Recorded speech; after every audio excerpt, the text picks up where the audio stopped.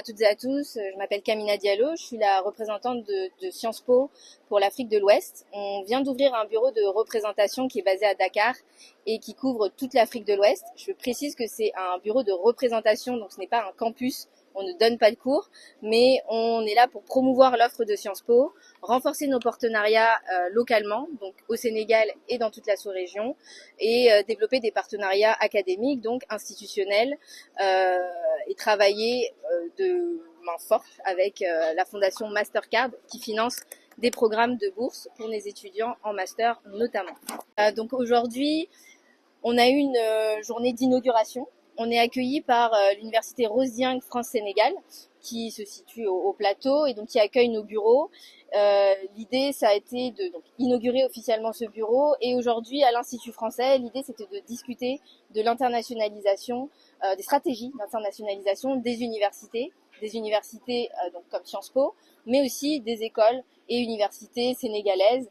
On a eu droit à un panel de haut calibre, si je puis dire, avec Monsieur Amadou Diaw, fondateur du groupe ISM notamment, Madame Ouidat Teba, qui est la directrice du bureau régional de l'Agence universitaire de la francophonie, et Monsieur Jérémy Perelman, qui est le directeur des affaires internationales de Sciences Po, qui ont pu débattre sur des questions de mobilité croisée des étudiants, qui ont également pu débattre des défis et des enjeux de l'internationalisation des politiques sociales et éducatives, et qui, enfin, ont pu ouvrir plusieurs, peut-être, je l'espère, portes pour de futurs partenariats. Il y a eu beaucoup de partage de bonnes pratiques, notamment. Il y en a plusieurs qui ont été présentés. L'un des principaux, c'est... Alors, ce qui a été mentionné, c'est que déjà, j'ai bien parlé de mobilité croisée. C'est un enjeu pour les universités européennes, comme Sciences Po, mais également pour les universités africaines. Il y a une question aussi d'un meilleur accueil des étudiants en mobilité au Sénégal, mais dans toute la sous-région et plus largement en Afrique. Une question aussi de partenariat entre les universités africaines et les universités européennes, et comment créer des partenariats parfois tripartites, multipartites. Il y a une grande question qui a été traitée, c'est celle des réseaux tels que U7+, qui est dirigé par Sciences Po. Je vais peut-être laisser la parole à ma collègue à ce sujet. Des réseaux tels que Civica, et renforcer, construire de nouveaux réseaux universitaires, c'est aussi l'idée, le but de ce genre d'intervention. L'idée, c'était vraiment, comme vous le dites, créer un débat intergénérationnel. Donc, on a pu réunir des alumni qui sont diplômés depuis les années 80, avec de futurs étudiants, nous l'espérons. Il y avait beaucoup d'étudiants de l'UCAD, de l'ISM, qui sont de futurs, on l'espère, viviers pour nous.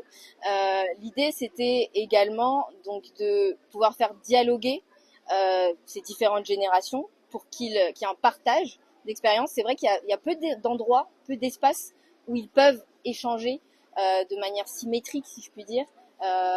Et là, c'était vraiment ça l'un des objectifs. On a réuni beaucoup de nos alumni, et l'idée, c'est aussi de pouvoir réseauter. J'ai parlé de la question de réseau, que les jeunes puissent rencontrer des anciens élèves, qui puissent partager leur expérience, peut-être des opportunités de stage secrets, et qui puissent voir que voilà, c'est possible. On a beaucoup d'étudiantes de Mariam Abba qui ont intégré notre programme Europe-Afrique. Et moi, j'ai beaucoup d'amis qui ont intégré le programme Europe-Afrique en 2011, donc l'année de sa création. Et je me souviens que sur cette première génération de Prytanée militaire de Mariam Abba, il y en avait 6 Sénégalais qui avaient pu intégrer Sciences Po, et 5 sont revenus au Sénégal et ils travaillent aux Nations Unies, ils sont directeurs d'organisations internationales ou d'associations. Ils ont fondé leur boîte, et c'est aussi ça l'idée, c'est de montrer que voilà, avec des parcours d'excellence, vous pouvez aller en Europe, revenir et réussir. Je suis aux Nations Unies et je suis maintenant président directeur général d'une organisation dont le siège est à New York, qui s'appelle le Réseau de la Renaissance africaine et de la diaspora. Cette discussion est très importante pour nous parce qu'elle permet d'avoir le dialogue au-delà des frontières. Pour nous, elle nous permet d'avoir la jonction avec les objectifs de développement durable des Nations Unies. Et pour cela, nous sommes là pour amener la dimension de la diaspora. nous avons plus de 40 millions de Noirs américains. Et parmi ces organisations, nous avons plus de 100 présidents d'universités historiquement noirs, avec lesquels, pendant les 10 dernières années, nous avons fait une jonction pour l'amélioration de la qualité de l'enseignement supérieur en Afrique. Donc, comment est-ce que nous pouvons amener la diaspora, c'est-à-dire ceux qui sont d'ascendance africaine, à venir accompagner l'Afrique dans ce domaine, en plus du travail qui se fait avec Sciences Po. Deuxième point, il s'agit encore une fois de ne pas se limiter à l'enseignement supérieur, mais de voir le secteur privé. Pour cela, nous avons 365 maires noirs américains avec lesquels nous avons pu faciliter des partenariats, c'est-à-dire des jumelages entre ces maires noirs américains et des maires d'Afrique pour qu'il y ait un partenariat avec le secteur local régional. Dernier point, il s'agit de la dimension communication. Nous pouvons parler ici, mais il s'agit pour nous de payer une attention particulière à vous, les médias.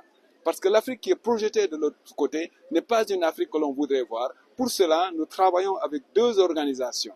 L'Association nationale des journalistes noirs américains, qui représente 4280 journalistes noirs américains dans la grande presse américaine, et l'Association des propriétaires des médias dans la presse noire, dans la communauté noire américaine. Donc, l'on se rassemble tous ces éléments. On a une jeunesse qui est formée, qui est intègre, mais dont le savoir va au-delà des frontières. Nous avons ici avec nous M. Ibrahima Faye, qui est le chef du bureau du réseau de la Renaissance africaine et de la diaspora. Et nous avons eu des programmes et nous continuons à avoir des programmes ici au Sénégal dans plusieurs domaines.